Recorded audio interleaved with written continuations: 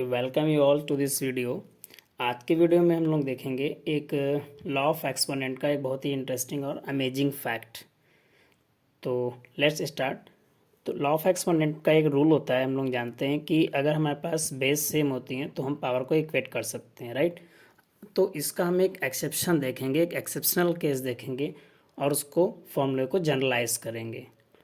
तो पहली चीज़ तो देखते हैं कि हमें क्या भी मालूम है कि अगर हमारे पास सपोज़ कोई ए बेस है और इसकी पावर सपोज एक्स है and this is equals to a power Y.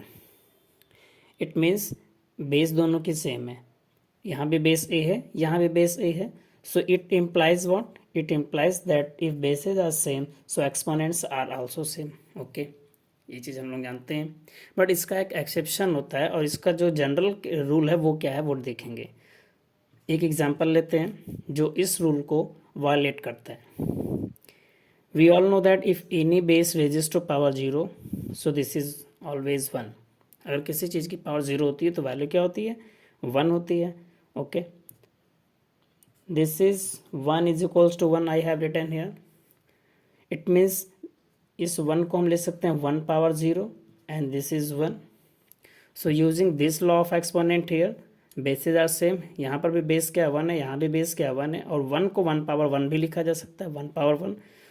तो यहाँ से हमें क्या रिजल्ट मिलता है कि zero is equal to one.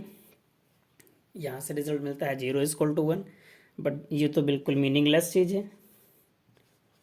This is meaningless क्योंकि zero is equal to one दोनों साइड इक्वल कॉन्स्टेंट्स हैं, दोनों साइड कॉन्स्टेंट्स हैं और दोनों अनइक्वल कॉन्स्टेंट्स हैं, लेकिन बीच में इक्वलिटी आ रही है। इसका मतलब ये तो क्या हो गया? गलत हो गया। तो ये कॉन्ट्रडिक्शन मुझे मिल रही है, ये इसका मतलब ये कॉन्ट्रडिक्शन है। लॉ ऑफ एक्सपोनेंट का ये कॉन्ट्रडिक्शन है, इसके हिसाब से ये चीज़ यहाँ पर ट्रू नहीं हो रही है। तो देखते हैं कि इसका जनरल मीनिंग क्या है।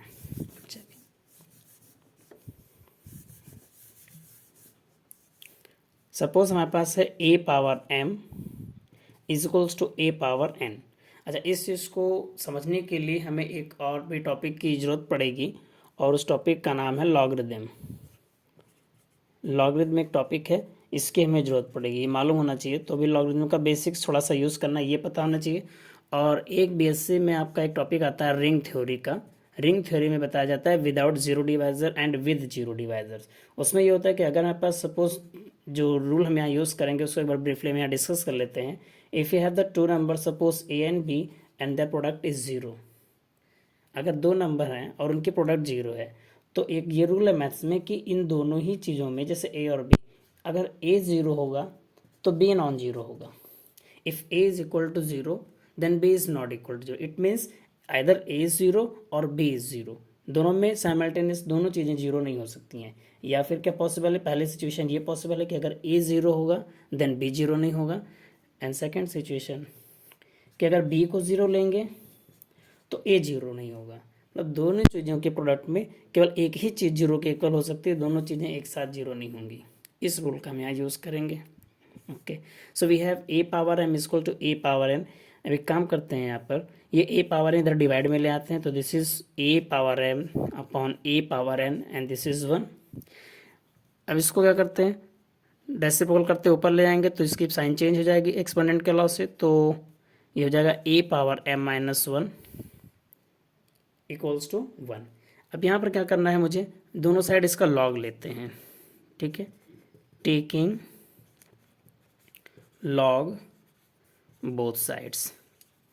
तो जब दोनों साइड यहाँ पर लॉग लेंगे और लॉग ए के बेस पर सपोज ले रहे हैं, तो this is log a power a m power n, sorry a power m minus one and this is log one. And we know that what कि the value of log one is zero. Log one की value zero होती है। और एक rule हम यहाँ पर log का और यूज़ करेंगे जो कि है लॉग एम पावर एन, कि अगर एम पर कोई इंडेक्स लगी हुई है तो वो आगे आ जाएगी, that is n into log m. इसको एन इंटू लॉग एम लिखा जा सकता है, तो उसको मैंने एन इंटू लॉग एम लिख लेना है। तो ये जो इंडेक्स ए पर है वो आगे आ जाएगी, इसका मतलब ये हो जाएगा हमारे पास m minus n into log a, and log one की वैल्यू क्या होती है? ज़ीरो। अब यहाँ पर हमारे पास दो चीज़ों का फैक्टर है, यानी कि जो जीरो है इसमें हमारे फैक्टर कितने हैं, दो, एक m माइनस एन फैक्टर है और log a फैक्टर है। तो यूजिंग इसी रूल का हम यहाँ पर यूज़ करें तो दो सिचुएशन यहाँ पर पॉसिबल है। पहले सिचुएशन कि if m minus n zero, अगर ये पहला फैक्टर को हम जीरो करें, पहले फैक्टर को, तो यहाँ से हमें क्या मिलेगा, m is equal to n. लेकिन जब हमारा पहला फैक्टर जीरो होगा तो इसी के साथ साथ में एक बात और भी लगेगी, क्या कि log a is not equals to zero, मतलब पहला फैक्टर जीरो किया है तो दूसरा फैक्टर मेरा जीरो नहीं होगा। और जब दूसरा फैक्टर जीरो नहीं है यानी log a जीरो नहीं है तो यहाँ से रिजल्ट हमें मिलेगा, so log a is not equal to zero.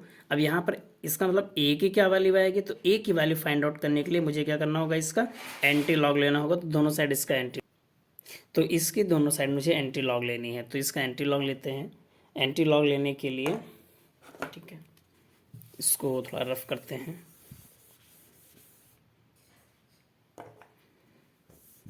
चलिए, लॉग ए, एंटी लॉग इसका लेंगे तो ये वैल्यू हमारे पास आएगी, ये हो जाएगा ए एंड नॉट इक्वल ऐसे रहेगा, और यहाँ पर जो भी कुछ है वो ई की पावर चली जाएगी, या जो भी बेस है उसकी पावर चली जाएगी यहाँ पर।